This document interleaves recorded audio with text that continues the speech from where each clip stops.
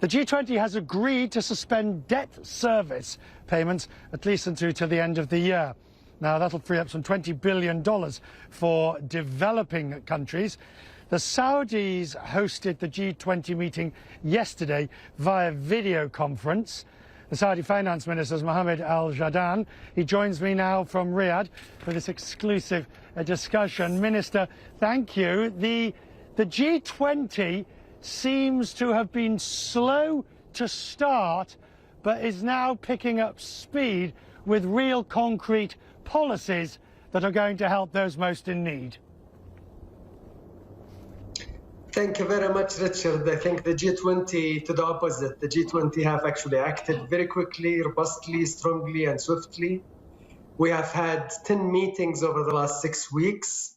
The custodian of the two holy mosques called for an extraordinary summit that was held on 26th of March, which mandated the ministers of finance and the ministers of health to put together a plan. That plan had been worked on for the last 2 weeks and was announced yesterday. That came about with full agreement from the G20 members, full cooperation, full solidarity. That plan included, as you have just said, suspension of all debt service to the poor countries.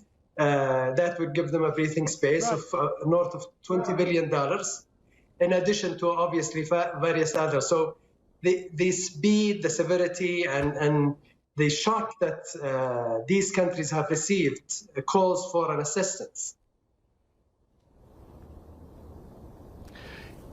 Is it your thinking, Minister, that more will need to be done to help those most indebted countries? It's one thing to suspend debt service, but don't you think in the fullness of time you're going to be looking at debt relief?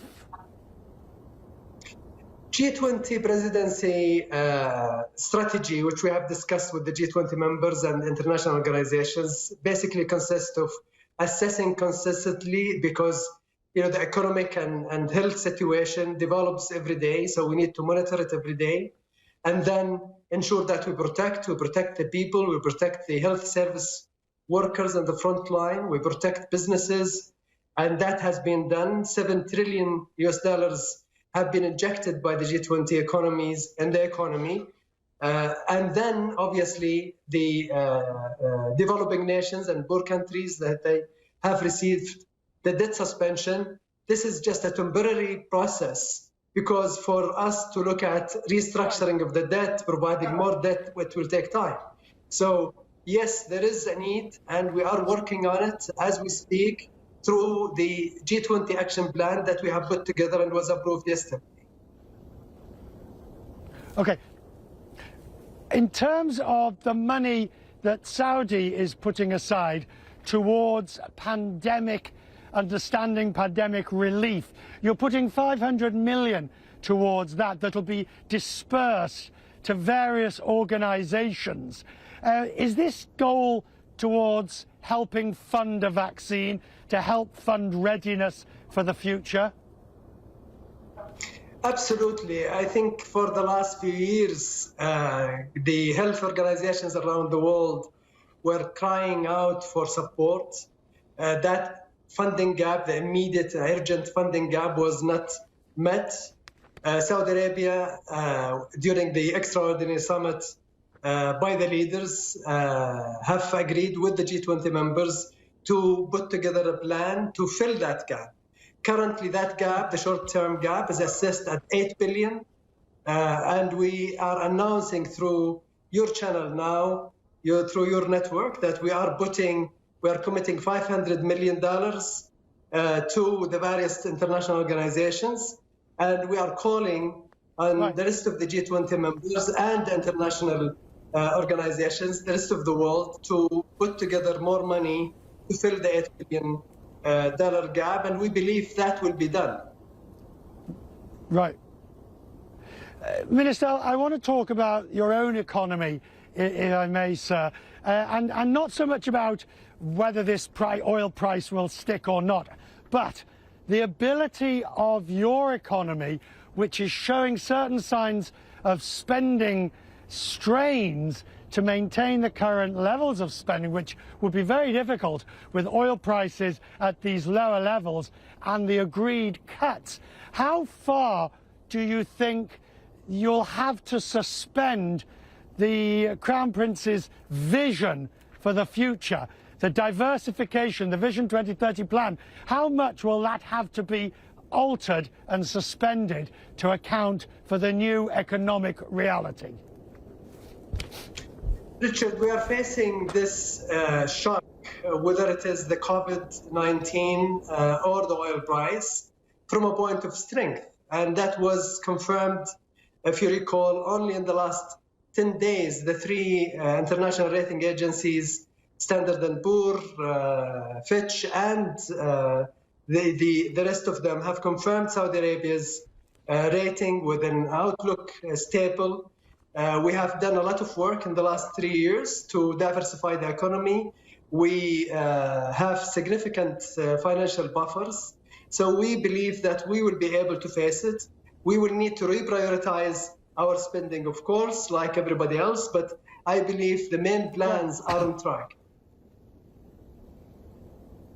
And in terms of the ability of the Gulf sovereign wealth funds to, I mean, there's no easy way to use that phrase other than take advantage of a situation of beaten down prices. What would you say will be Saudi's policy in terms of opportunistic purchases, companies, investments, because prices are lower and many of your sovereign wealth funds do indeed have capital to invest? What will your policy be on this? I believe the Public Investment Fund, which manages Saudi Arabia's sovereign wealth, is in addition, obviously, to the central bank, which has significant foreign reserves, but PIF itself has its own board, and they have decided that they will allocate certain funding to use it for opportunistic investments, in addition to their long-term strategy. Minister, finally, as you look out at the Saudi G20 presidency, briefly, what is still to do? What do you now see as your main responsibility leading the G20 for the rest of the term? Richard, let me tell you that I was very thrilled and pleased with how the G20 members came together since the start of the COVID-19. Obviously, we had an agenda that we are continuing with, and we had an overwhelming support from the G20 members to continue with the agenda. But then there are certain parts of it that we adjusted to deal with the COVID-19. The members are committed to continue with that agenda. We need to make sure that we continue assessing the situation, whether economically or health. We need to make sure that we protect the people, we protect businesses. And we need to make sure that we prepare the world for recovery. And that's what we are now discussing amongst the members, but also with the international organization, is how we are preparing people to exit from the containment measures into the recovery and prepare the world for a quick recovery out of the COVID-19.